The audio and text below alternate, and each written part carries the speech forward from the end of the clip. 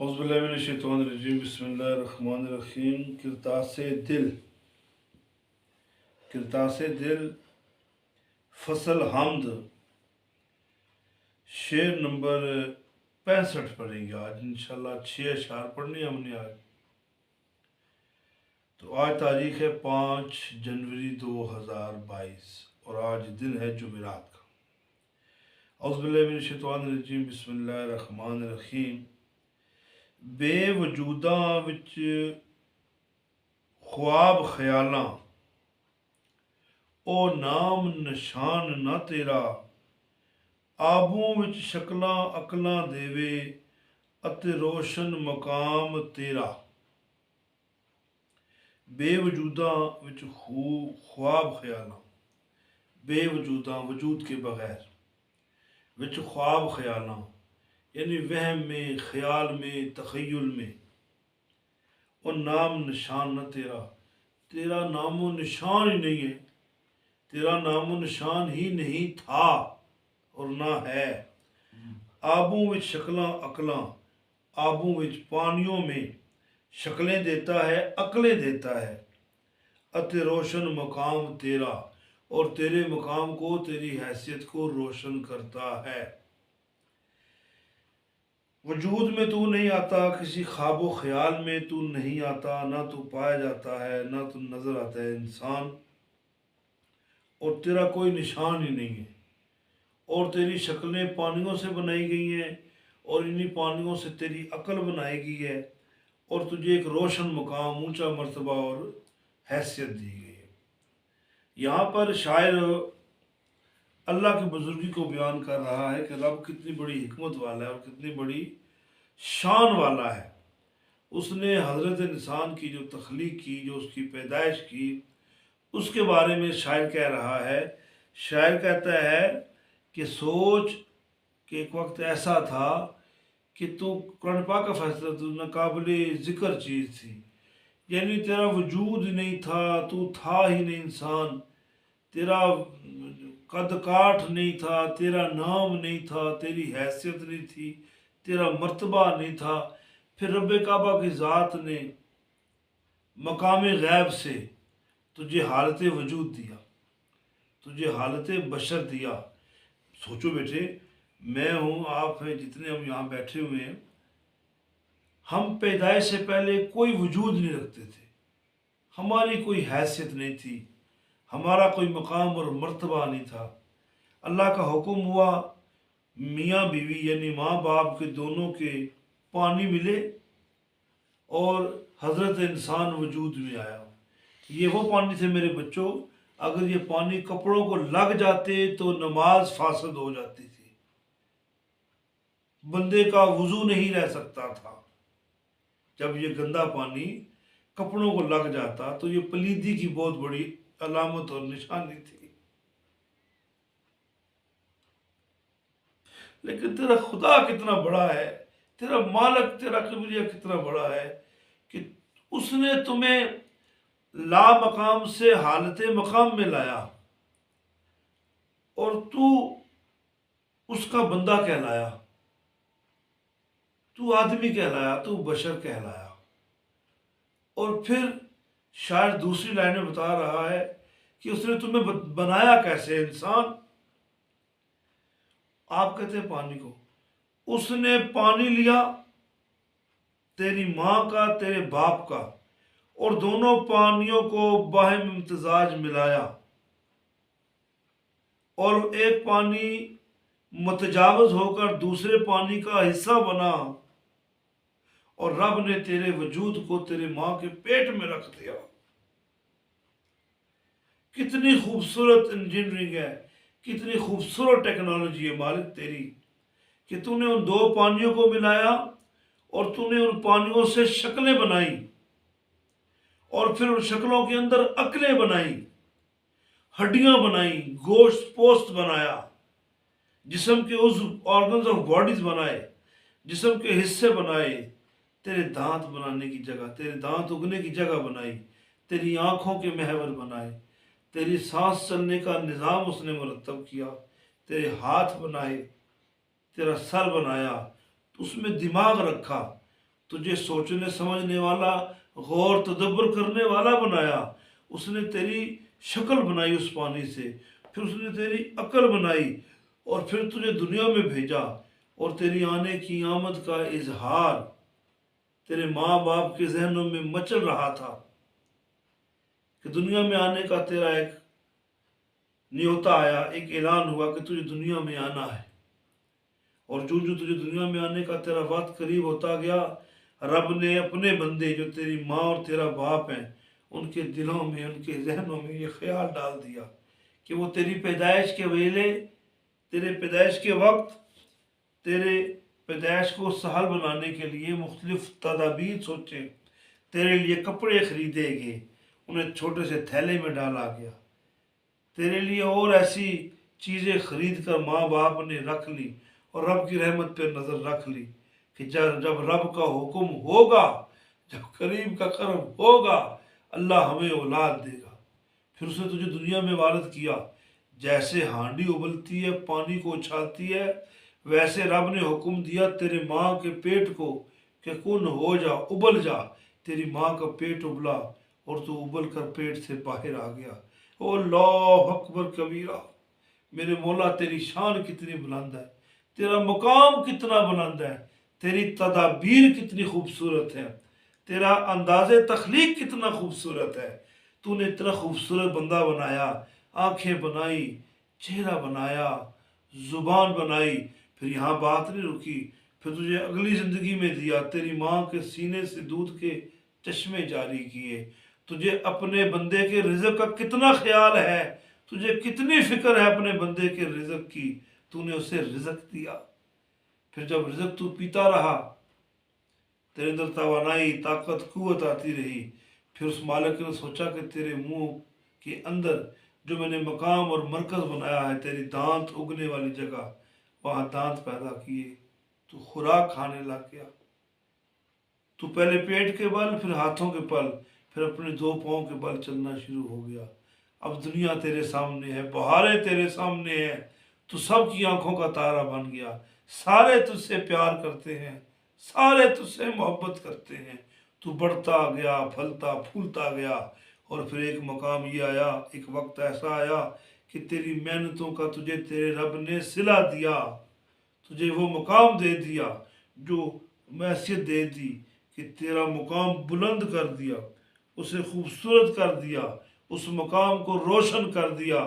اگر تیری تربیت اچھی تھی، تیری محنت میں زور تھا، تیرے اندر فہم و فراست، تدبر کرنے کی صلاحیت تھی، اس نے تجھے بادشاہ وقت بنا دیا، اس نے تجھے عالم دین بنا دیا، اس نے تجھے ایک پڑھا لکھا کاروباری انسان بنا دیا۔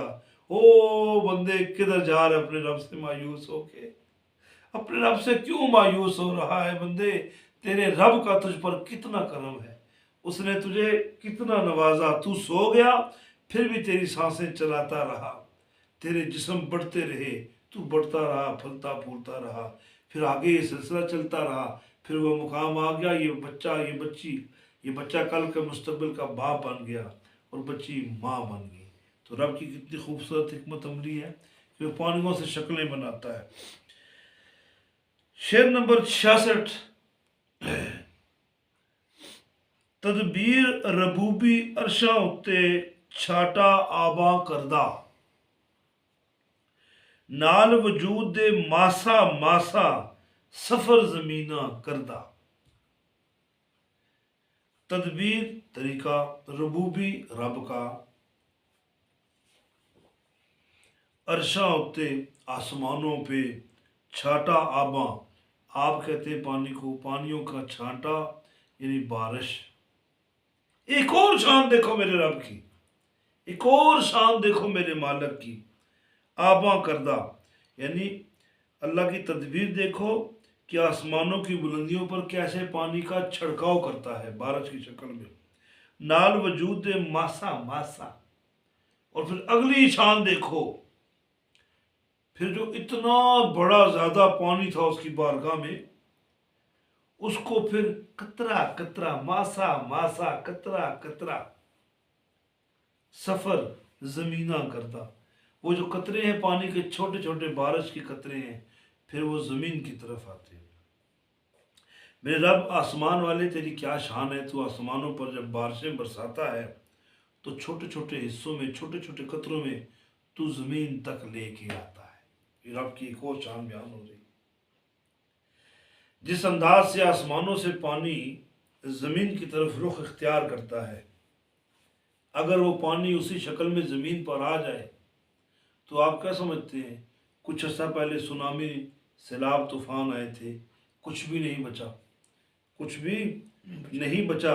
تو تم کیا سمجھتے ہو کہ یہ جو سیلاب ہیں، سمندر ہیں، یہ بحیرہ اوقیانوس ہے، اتنے بڑے بڑے دریا ہیں، اتنے بڑے بڑے سمندر ہیں، ان کا پانی اگر آپ دیکھو کتنا زیادہ ہے، ان پانیوں کے اندر مخلوقات کتنی زیادہ ہیں، کتنا زیادہ پانی ہے زمین پر، اور دیکھو یہ آسمان سے اسی مقدار میں گرتا ہے۔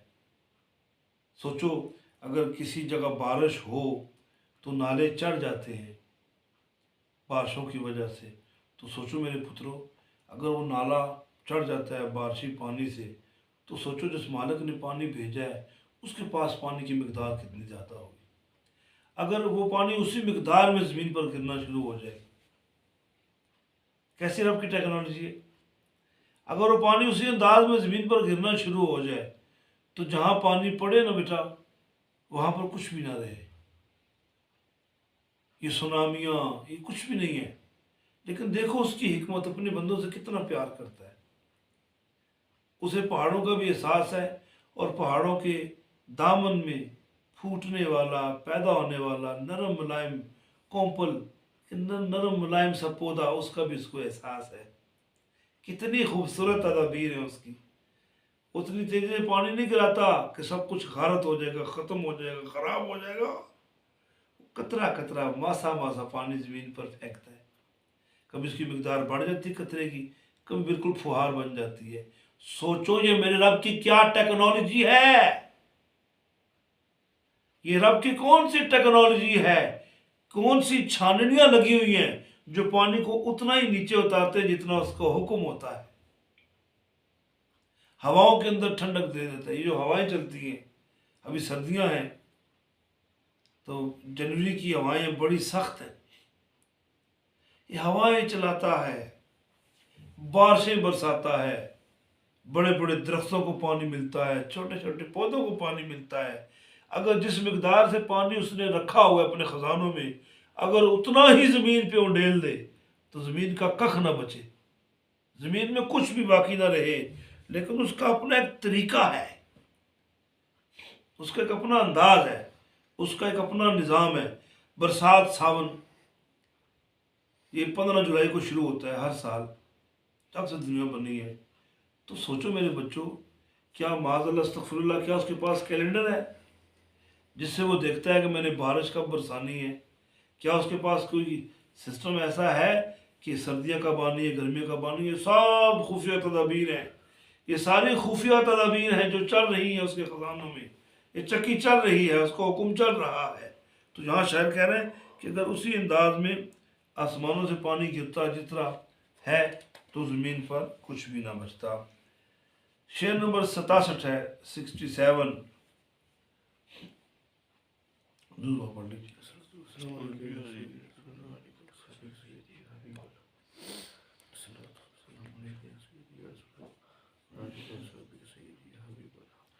خدا نہیں آؤندا زمیناں اتے، پر جلوے دیوے سارے۔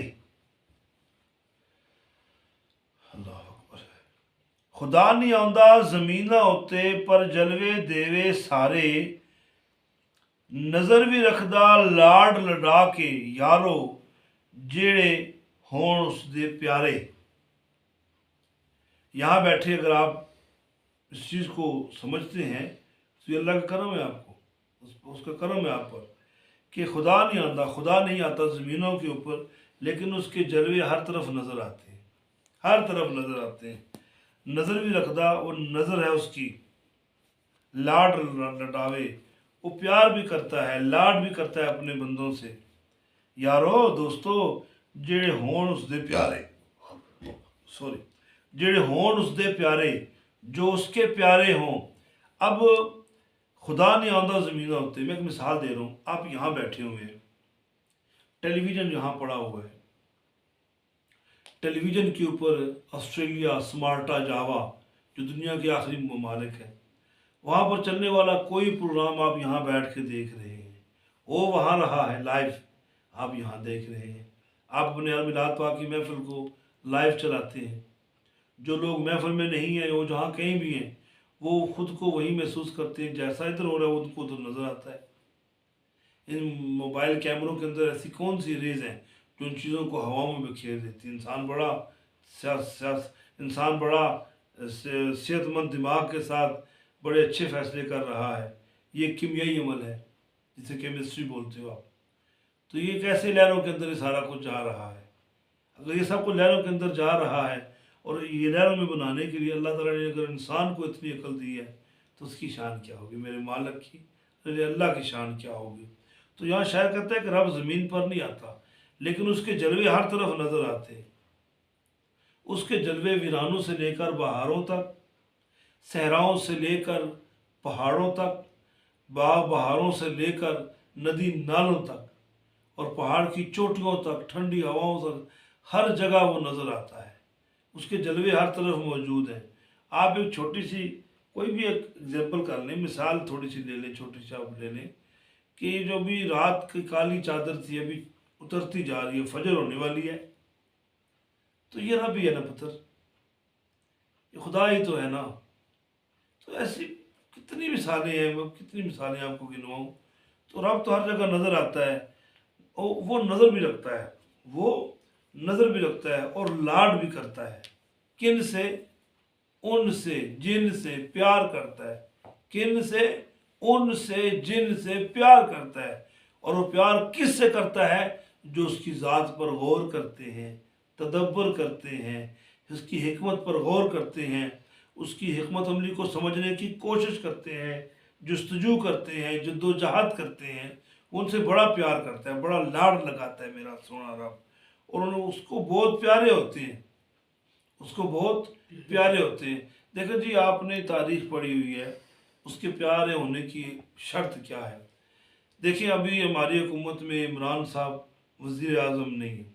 جب ان کا نام لکھا جائے گا تو ساتھ سابقہ لکھا جائے گا. کوئی ایم پی ہے, جب وہ ریٹائر ہو جائے گا یا اسے سیٹ چلی جائے گی تو جب اس کا ہم لکھیں گے تو سابق لکھیں گے, سابق ایم این اے یا سابق ایم پی اے. تو کسی اللہ کے ولی کے ساتھ بھی سابق لکھا دیکھا ہے؟ نہیں دیکھا. داتا علی حجویری سابق ولی, تو معاذ اللہ استغفر اللہ, سابق ولی تو نہیں لکھا. آپ کے ٹیچر ہیں, استاد ہے, ہیڈ ماسٹر صاحب ہیں, کوئی منسٹر ہے, بیرسٹر ہے, بیوروکریٹ ہے, کوئی بھی ہے, جب تک اپنی پوسٹ پر ہے اس پر لکھا جائے گا. لیکن جب وہ چلا جائے گا تو اسے سابق آ جائے گا, یا بریکٹ میں آر یا رے لکھا جائے گا, یعنی ریٹائرڈ, سین سابقہ. تو کیا کسی اللہ کے ولی کے ساتھ بھی سابقہ لکھا ہے آپ نے؟ کبھی سنا ہے, پڑھا ہے؟ نہیں بات بتا رہا ہوں آپ کو, نہیں ہوا نا. کیونکہ یہ سابقہ وہ ہوتے ہیں جو دنیا دار ہوتے ہیں, لیکن جو اللہ والے ہوتے ہیں ہر دور میں موجود ہوتے ہیں. آج بھی داتا علی حجویری چلے جاؤ, آج بھی لاہور کی سرزمین داتا علی حجویری کے گیت گا رہی ہے. آج بھی اللہ کے ولی موجود ہیں. آج 2023 کے اندر بھی داتا علی حجویری پورے لاہور کو کیا, پوری کائنات کو دیکھ رہے ہیں.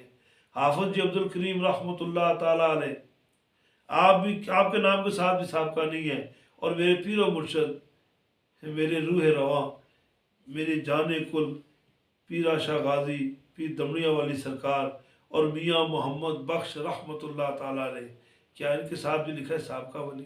نہیں. کیوں میرے پتروں؟ جو ہمیشہ والے کے ساتھ مل جاتے ہیں وہ ہمیشہ رہنے والے ہیں. اللہ ان سے ہمیشہ پیار کرتا ہے, اللہ ہمیشہ ان کے ساتھ محبت کا سلوک روا رکھتا ہے. شعر نمبر 68 ہے جی, 68. سبحان اللہ یارو ذات پیاری جو واقف خوب خواب خیالاں. سبحان اللہ یارو ذات پیاری جو واقف خوب خیالاں, جو ہوسی اس وچ زمانے اور نبدا سب حالاں.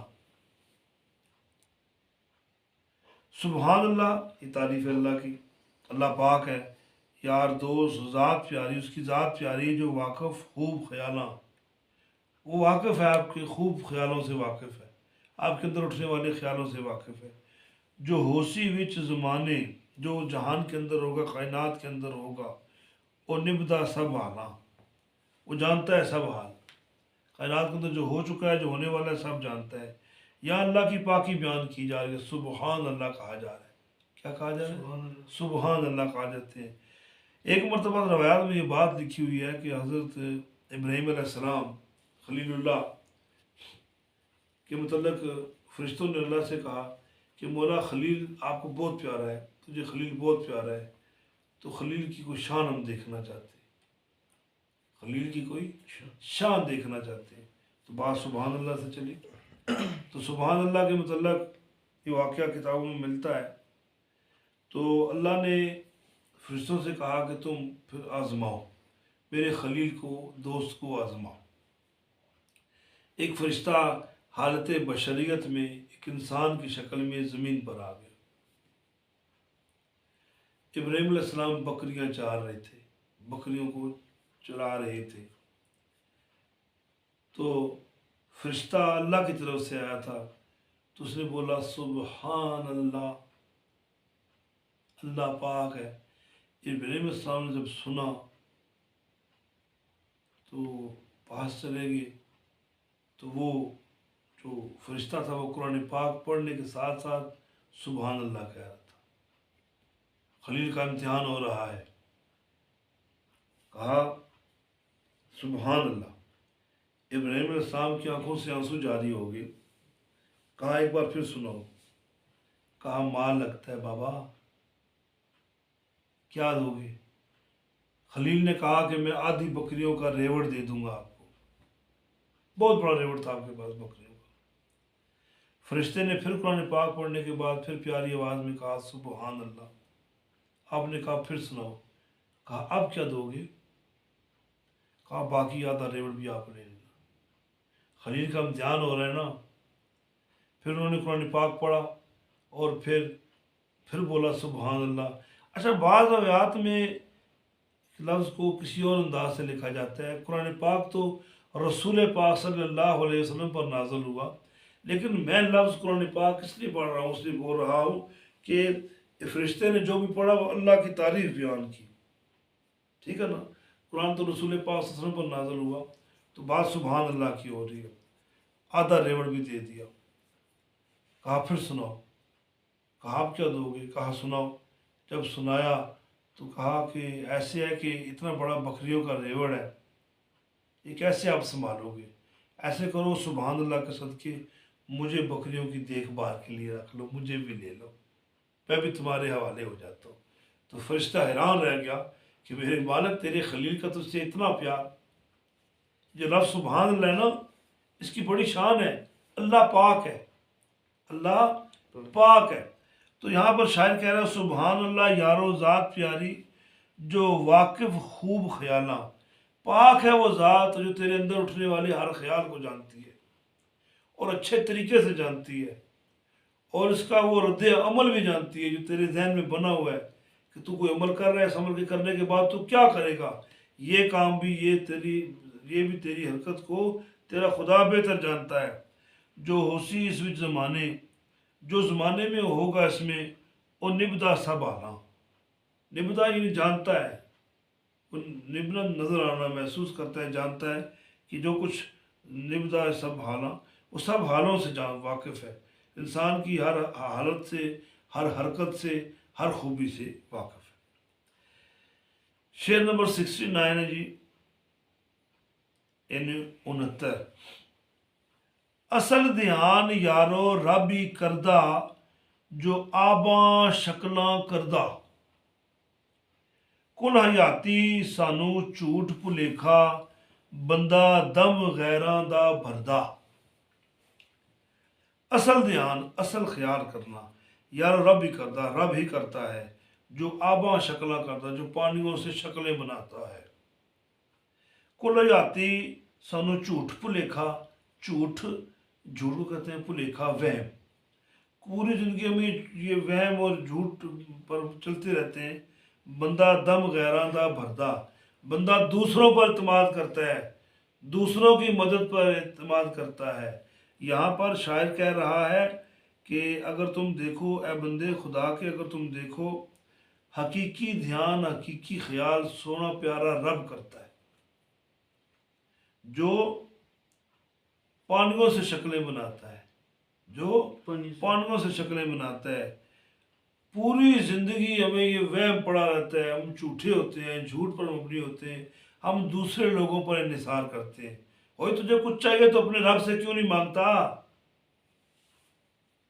اپنے رب سے کیوں نہیں مانگتا؟ اس کی چوکھٹ پر کیوں نہیں جاتا؟ اس کی بارگاہ میں سجدہ کیوں نہیں کرتا؟ سجدے کو بڑا مقام حاصل ہے، اللہ کا حکم ہے نا، سجدہ اللہ کا حکم تھا نا، سجدہ ہاتھوں پر بھی ہو سکتا تھا، لیکن سر جسم کی بلند ترین چیز ہے۔ جو سر ہے یہ جسم کا بلند ترین حصہ ہے۔ رب کعبہ کی ذات نے کہا کہ اسے میرے سامنے جھکاؤ، یہ عظمت کی نشانی ہے، یہ بڑے پن کی نشانی ہے، یہ عزت کا معیار ہے۔ رب نے کہا کہ اس کو میری بارگاہ میں جھکاؤ، اس کو میرے حضور پیش کرو، سجدہ ریز ہو جاؤ۔ جب تم سجدہ ریز ہو جاؤ گے، تم جتنے جتنے زمین پر جھکو گے میں تمہیں اتنا ہی بلند کرتا جاؤں گا، تمہیں اتنا ہی مقام مرتبہ دیتا جاؤں گا۔ اور بندے تو کس وے میں پڑا ہے، تجھے کیا بھلیکھے، تینوں ایویں پین بھلیکھے، رب بندے وچ اندر رہندا تینوں ایویں پین بھلیکھے۔ رب رب کردے بڈھڑے ہو گئے ملا پنڈت سارے، رب دا کھوج کھرا نہ لبا، سجدے کر کر ہارے، رب تے تیرے اندر وسدا، تو کردہ کیوں نہیں نظارے۔ رب تیرے اندر موجود ہے تو تو جناب علی، یہ آج کل کے جو نظام بنا ہوا ہے نا، پیسے سے کام نکلوانا، رشوت دینا، یہ کرنا، یہ بہت غلط کام ہے، اور اسے کتاب میں شرک صغیر کہا گیا۔ کیا کہا گیا ہے؟ کیا کہا گیا ہے؟ شرک صغیر۔ یہ چھوٹا شرک ہے کہ تم رب کو چھوڑ کر کسی بندے کی منتیں کرو کہ بھئی نوکری دلوا دو، میرا فلاں کام کر دو، میرا فلاں کام ہو جائے۔ رب کہتا ہے تو بندہ میرا ہو کے اور پھر امید غیروں سے رکھتا ہے، تو پھر امید غیروں سے رکھتا ہے۔ تیرے سارے کام میں نے کیے ہیں، سب سے مشکل کام تیرا دنیا میں آنا تھا۔ تنگ و تاریک ماں کے پیٹ میں جہاں 6 انچ جگہ تھی، تجھے 6 انچ رکھنے والا تیرا خدا تجھے زمین پر لے کے آیا۔ سب سے مشکل کام تیرا بننا، تیرا قائم ہو کر دنیا میں آنا، سب سے مشکل ترین کام تھا۔ یہ کس نے کیا؟ تیرے رب نے کیا۔ تو ماں کے پیٹ کے 3 پردوں میں تھا، ککھ کام نہیں کرتا تھا، ککھ عبادت نہیں کرتا تھا، تجھے تیرے رب نے رزق دیا، تجھے سب کچھ دیا۔ اب دنیا میں آ کر تو لوگوں پر انحصار کرنا شروع ہو گیا، فلاں تیرا یہ کام کر دے گا، فلاں تیرا یہ کام کر دے گا۔ نہیں ہے، قطعاً ایسا نہیں ہے۔ تو رب کی بارگاہ میں جھک، رب کی بارگاہ میں جا، اور اس کے لیے وسیلہ لے کر جا، اللہ کے محبوب صلی اللہ علیہ وآلہ وسلم کا اور اللہ کے محبوب کے ولیوں کا۔ آخری شعر نمبر 70 ہے جی۔ اب آگے ترتیب سیدھی ہوگی 5 کی، 6 اشعار آج پڑھے میں نے۔ شعر نمبر 70 پڑھ رہے ہیں۔ لوڑ جے کرسیں ہر جا ملسی، خانہ پاک کل خدائی۔ لوڑ جے کرسیں ہر جا ملسی، خانہ پاک کل خدائی۔ کل جہانہ وچ بس گھر جس دا، او حاضر اے ہر جائی، او حاضر اے ہر جائی۔ لوڑ جے کرسیں، لوڑ کہتے ہیں تلاش کرنا، اگر تو تلاش کرے گا ہر جا ملسی، وہ مالو تجھے ہر جگہ ملے گا، تجھے ہر جگہ ملے گا، وہ تجھے ہر جگہ ملے گا۔ خانہ پاک کل خدائی، اور خانہ پاک کل خدائی، اب لفظ پاک استعمال کیا گیا، خانہ پاک کل خدائی۔ کل خدائی کا جو خانہ ہے، جو کل خدائی ہے، پاک ہے۔ کیوں پاک ہے؟ رب کی وجہ سے پاک ہے۔ جہاں رب ہے وہ جگہ پاک ہے، وہ جگہ پاک ہے۔ کل جہانہ وچ بس گھر جستا، ہم نے صرف خدا کے گھر کو مسجد سمجھ لیا ہے، بھائی مسجد خدا کا گھر ہے، پوری کائنات میرے خدا کا گھر ہے۔ انسان کا اپنا جسم خدا کا گھر ہے، تو پوری کائنات کل جہانہ بس گھر وچ بس گھر جستا، پوری کائنات اس کا گھر ہے۔ وہ حاضر ہے ہر جائی، وہ ہر جگہ موجود ہے، اس سے کوئی چیز خالی نہیں ہے، اس سے کوئی بھی چیز خالی نہیں ہے۔ ایک انسان پر یہ بات ہو رہی ہے، انسان کی بات لے لو، انسان کے جسم سے جب روح نکل جاتی ہے، مولا کی ذات باہر ہو جاتی ہے، تو جسم خراب ہونا شروع ہو جاتا ہے، بدبو آنا شروع ہو جاتی ہے۔ تو جب تک خدا جسموں کے اندر موجود ہے تو جسم تر و تازہ رہتا ہے، اور پوری کائنات میں وہ کوئی ایسی جگہ نہیں جہاں پر وہ نہیں ہے، وہ ہر جگہ موجود ہے، ہر جگہ موجود ہے۔ میں اس کی مثال دیتا ہوں، مثالیں ہوتی ہیں سمجھانے کے لیے۔ سعودی عرب سے حاجی خادم صاحب نے ہمیں دکھم دی ہے، وہ خوشبو دی ہے، ہم یہاں پر لگائے پورے کمرے میں خوشبو ہو جاتی ہے، بڑی پیاری، بڑی بھینی بھینی خوشبو ہے۔ تو کمرے میں جب آپ داخل ہوئے ہیں تو کیا آپ کہہ سکتے ہیں کہ وہاں پر خوشبو نہیں ہے؟ وہاں پر نہیں ہے، اس جگہ نہیں ہے، ادھر نہیں ہے، ادھر نہیں ہے، ادھر نہیں ہے۔ کیوں؟ اس خوشبو نے پورے کمرے کو اپنی لپیٹ میں لے لیا ہے۔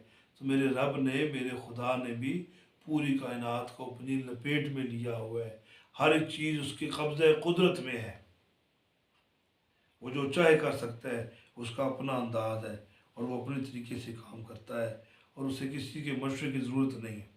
اس نے کہنا ہے کن ہو جائے تو پھر ہو جاتا ہے۔ تو یہ تھا آج کا ہمارا درس۔ تو اللہ ہمیں اسی طرح معرفت کے موتی چننے کی توفیق عطا فرمائے۔ اللہ تعالیٰ ہمارا حامی ناصر ہو۔ وما توفیق الا باللہ، واخر دعوانا الحمد للہ رب العالمین۔